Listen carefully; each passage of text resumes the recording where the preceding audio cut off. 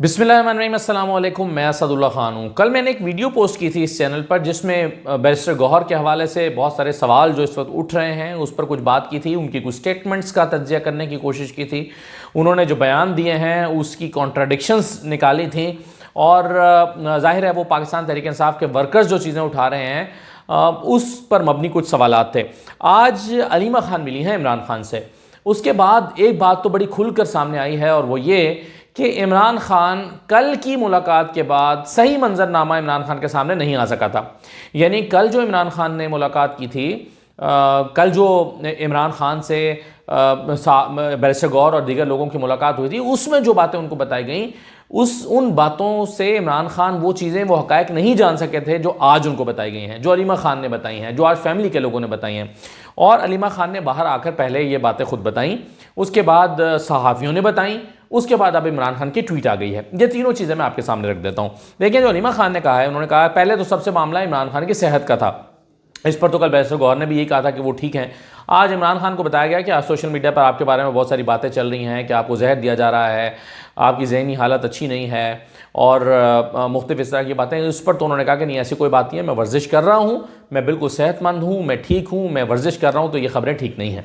पहले तो अलीमा खान ने ये कहा। और दूसरा उन्होंने कहा कि लेकिन मुझे 50 घंटों के लिए बंद कर दिया गया। 50 घंटों के लिए बंद करने का मतलब यह है कि मुझसे बिल्कुल ना मुझे बाहर निकलने दिया, ना एक्सरसाइज करने दी गई, ना वॉक करने दी गई, ना ही मुझसे इंटरेक्ट किया गया, ना किसी से मिलने दिया गया। तो 50 घंटों के लिए तो मेरा राब्ता बिल्कुल ख़त्म था। और ये वही 50 घंटे थे गालिबन जिसमें वो क्रैकडाउन हुआ था पीटीआई के कारकुनों पर। और उस क्रैकडाउन के बाद फिर जो चीज़ें डेवलपमेंट्स हुई और जो गोलियां चलने के हवाले से जो नैरेटिव पीटीआई का सामने आया और जो हक़ाइक़ सामने आया, जो फुटेजेस सामने आई, मैं उन जेन्युइन फुटेजेस की बात कर रहा हूँ, फेक वीडियोस की बात नहीं कर रहा। जो फेक थी वो तो फेक थी, लेकिन जो जेन्युइन है वो जेन्युइन है।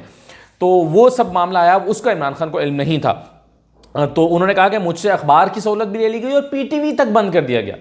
एक तो है ना कि जो आम तौर पर उनके पास 11 चैनल्स आते थे, कुछ उसमें प्राइवेट चैनल्स आते थे, कुछ उसमें 4-5 खबरों के चैनल्स थे। तो उनके अलावा वो जो 11 चैनल्स आते थे उसमें पीटीवी भी था और अब पीटीवी भी बंद कर दिया गया। यानी बाज़ दिन ऐसे भी रहे इमरान खान पर जब सिर्फ पीटीवी दिया गया उनको देखने के लिए, अब पीटीवी भी उनके ऊपर बंद कर दिया गया। तो उन्होंने कहा कि अखबारात बंद कर दिए गए, पीटीवी तक बंद कर दिया गया। फिर उन्होंने कहा कि मुझे 23 तारीख से लेकर अब तक कोई इन्फॉर्मेशन नहीं मिली है कि क्या हो रहा है। ज़ाहिर है 23 तारीख से ऑनवर्ड उनके पास टीवी चैनल्स बंद थे, अखबारात बंद थे। तो उन्होंने कहा कि नहीं मिली। फिर अलीमा खान ने बताया कि इमरान खान ने कहा है कि आज उन्हें डी चौक पर पेश आए वाक़े के बारे में बताया गया तो वो हैरान थे कि क्या बात कर रहे हो। ये अलीमा खान ने कहा कि वो हैरान थे कि क्या बात कर रहे हो। उन्होंने कहा कि लोग मिसिंग हैं। इमरान खान ने कहा कि सब अस्पताल में जाएं, पता करें कि क्या हुआ है, कितने लोग ज़ख्मी हैं, कितने लोग जो है वो मारे गए हैं, कितनी लाशें वहाँ पड़ी हैं, कितनी गायब कर दी गई हैं। ये सब इमरान खान ने कहा। तो फिर अलीमा खान ने कहा कि हमने बताया कि जो अस्पताल जाता है उसे उठा लिया जाता है, उस पर पर्चे बना दिए जाते हैं, उसको गिरफ्तार कर लिया जाता है। तो उन्होंने कहा कि फिर आप सबसे पहले जाएँ, मोहसिन नकवी और वज़ीर-ए-आज़म शहबाज शरीफ के खिलाफ एफआईआर दर्ज कराएं। अब ये भी जाहिर है कि कौन एफआईआर दर्ज करेगा। हाँ, केपी में हो सकती है दर्ज शायद, लेकिन इमरान खान ने कहा कि एफआईआर दर्ज कराएं शहबाज शरीफ पर और मोहसिन नकवी पर। इमरान खान पर खुद जो कातिलाना हमला हुआ था उनकी अपनी हुकूमत में वो एफआईआर दर्ज नहीं करवा सके थे। आप खुद अंदाज़ा करें, परवेज़ इलाही की हुकूमत थी, इमरान खान पर कातिलाना हमला हुआ था वज़ीराबाद में, उसकी एफआईआर अपनी हुकूमत के होते हुए दर्ज नहीं करा सके थे। अब वो चाहते हैं कि शहबाज शरीफ और मोहसिन नकवी पर एफआईआर दर्ज कराई जाए। तो इस सिस्टम से कितने आपको उम्मीद है, मुझे तो मैं नहीं जानता। इमरान खान ने कहा कि लाल मस्जिद से ये बड़ा सानिया हो गया है।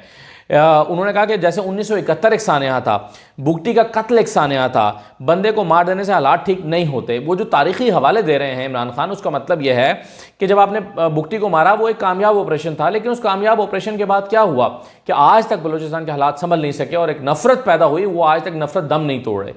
1971 में क्या हुआ, एक ऑपरेशन कामयाब था, लेकिन एक ऐसी नफरत पैदा हुई कि मुल्क अलहदा हो गया, 2 टुकड़े हो गया।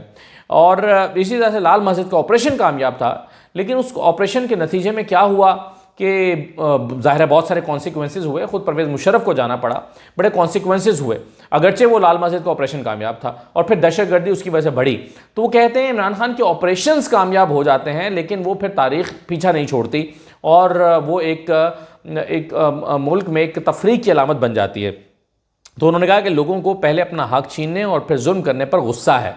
पहले उनका हक छीना गया, 8 फरवरी को उन्हें उनका हक नहीं दिया गया और फिर जुल्म किया गया उनके ऊपर। इस सब पर लोग बहुत गुस्से में हैं, रंजीदा भी हैं। उन्होंने कहा कि इससे 24 करोड़ लोग अपना हक लेना नहीं भूल जाएंगे जो कुछ हो रहा है। अलीमा खान कह रही है, इमरान खान ने कहा है कि जो कुछ हो रहा है इससे लोग अपना 24 करोड़ लोग अपना हक लेना नहीं भूल जाएंगे। अभी भी मेरे पास एक कार्ड है जो किसी को नहीं बताऊंगा, अभी इस्तेमाल नहीं करूंगा, लेकिन ये कार्ड मैं अपने पास महफूज रखता हूं और ज़रूरत पड़ने पर इसको इस्तेमाल करूंगा। इमरान खान एक कार्ड की बात कर रहे हैं, वो कार्ड क्या है किसी को ज़ाहिर मालूम नहीं है। ये उन्होंने अलीमा खान को भी नहीं बताया। उन्होंने कहा कि मेरे पास एक कार्ड है, वो मैं इस्तेमाल करूंगा, लेकिन वक्त आने पर करूंगा। अब वो क्या है, ये एक अहम सवाल है। ज़ाहिर है अगर कोई गैस कर ले तो फिर ये सीक्रेट क्या हुआ। फिर उन्होंने कहा कि हम ह्यूमन राइट्स की तंजीमों के पास जाएंगे, हम उन्हें लिखेंगे, आलमी इदारों से रब्ता करेंगे, इंटरनेशनल फोरम्स पर लेकर जाएंगे इस सारे मामले को। और उन्होंने कहा कि आप सिर्फ ये सवाल पूछें कि गोली क्यों चली, ये सवाल उठाएं कि आखिर गोली क्यों चलाई गई। ये वो सारी बातें हैं जो अलीमा खान ने बाहर आकर बताई हैं और मैंने उन्हीं की तकरीर के सीधा सीधा पॉइंट्स आपके सामने रखे हैं, जिसमें अलीमा खान कहती हैं कि इमरान खान अब सवाल पूछ रहे हैं कि गोली क्यों चलाई गई। और ये सारी बातें उन्होंने आज इमरान खान ने अलीमा खान से की हैं और उन्हें बाहर आकर बताई। कुछ चीज़ें सहाफ़ियों ने भी रिपोर्ट की। सहाफ़ियों ने बताया, आज मुझे मुकम्मल तफसीलात से फैमिली ने आगाह किया, कल मुझे मुकम्मल तफसीलात नहीं बताई गई, आज मुकम्मल तफसीलात से आगाह किया और बताया कि गोलियाँ चली, बंदे मर गए। मेरे वकला और फैमिली ने बताया कि 14 लोगों की शहादत की तफसीलात आ गई हैं। सियासी वर्कर्स का एहतजाज जमहूरी अमल है। ये सहाफ़ियों ने जो रिपोर्ट किया है वो है। शहादतों और एहतजाज के हवाले से पार्टी में जो कन्फ्यूजन है, इस पर मैं यही कहूँगा कि बैरिस्टर गौहर खान को या तो चीज़ों की समझ नहीं है या अंदाज़ा नहीं है कि असल में हमारे साथ और वर्कर्स के साथ क्या हुआ है। उन्होंने कहा कि या तो बैरिस्टर गौहर को चीज़ों की समझ ही नहीं है या फिर उन्हें अंदाज़ा नहीं है कि हुआ क्या है हमारे साथ। उन्होंने कहा कि बुशरा बीबी को मैंने हिदायत दी थी, ये बड़ी इंपॉर्टेंट बात है। बुशरा बीबी को मैंने हिदायत दी थी कि एहतजाज को किस तरह इस्लामाबाद लेकर जाना है। उसने जो किया मेरी हिदायत के मुताबिक किया। ये सियासत नहीं, जिहाद है, ये इमरान खान ने कहा। अगर ये समझते हैं जो उन्होंने किया हम इस पर खामोश रहेंगे तो ऐसा नहीं होगा। ये जो बर्बरियत हुई है दुनिया में किसी जगह ऐसा नहीं हुआ। ये याहिया खान का पार्ट 2 पर आकर बैठ गया है। अब अगेन ये बहुत सख्त बात कर रहे हैं। याहिया खान के ज़माने में क्या हुआ था, ज़ाहिर मुल्क टूटा था और एक बांग्लादेश की मशरक़ी पाकिस्तान में जो कुछ हुआ, तो याहिया खान को आज की जो सियासी क़यादत है उसके साथ वो रिलेट कर रहे हैं और वो कह रहे हैं ये याहिया खान पार्ट 2 आज ऊपर आकर बैठ गया है। हम इस पर पूरे ज़ोर से हर जगह आवाज़ उठाएंगे, इंटरनेशनल फोरम्स पर जाएंगे, मेरी मज़ीद मुशावरत जारी है, मैं तफसीलात इकट्ठी कर रहा हूँ, हम इसको ऐसे नहीं छोड़ेंगे। ये इमरान खान ने कहा कि हम इसको ऐसे नहीं छोड़ेंगे।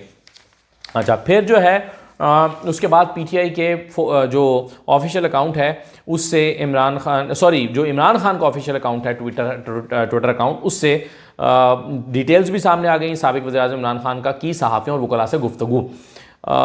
आज अहले खाना ने मुझे इस्लामाबाद में कत्ले आम की मुकम्मल तफसीलात से आगाह किया कि कैसे हमारे पुरअमन मुजाहिरीन पर सीधी गोलियां चलाई गईं और आईन और कानून की बात करने वाले दर्जनों निहत्ते शहरियों को शहीद और सैकड़ों को ज़ख्मी किया गया। अब तक 12 शुहदा की तफसीलात सामने आ चुकी हैं। ये जो बर्बरियत हुई है पाकिस्तान की तारीख का स्याह तरीन बाब है। याहिया खान पार्ट 2 मुल्क पर मुसल्लत होकर बैठ गया है। मैंने सुप्रीम कोर्ट से मुतालबा किया है कि गैर जानिबदार जुडिशल कमीशन बनाकर निहत्ते और पुरअमन शहरियों के कत्ले आम की तहकीकात करवाई जाएँ और कत्ले आम का हुक्म देने वाले और इसमें मुलव्वस अनासर को सख्त तरीन सज़ाएँ दी जाएँ।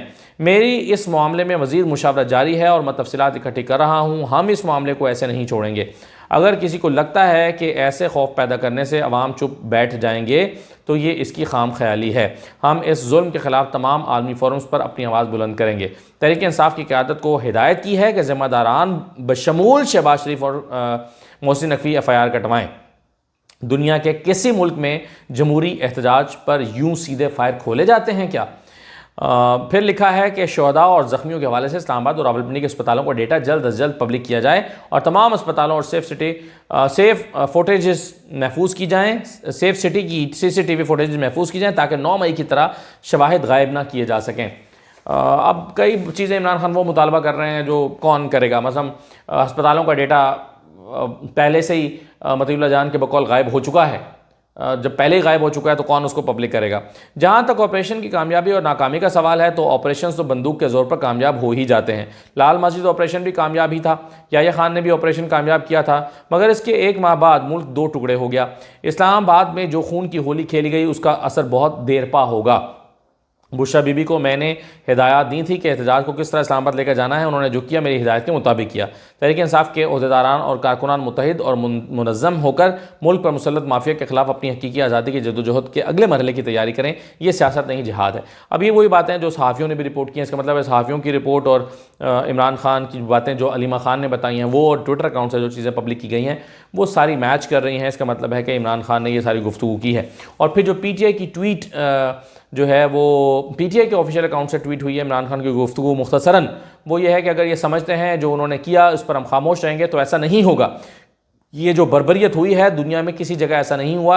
ये याह्या खान पार्ट 2 ऊपर आकर बैठ गया है। हम इस पर पूरे ज़ोर से हर जगह आवाज़ उठाएंगे, इंटरनेशनल फोरम्स पर जाएंगे।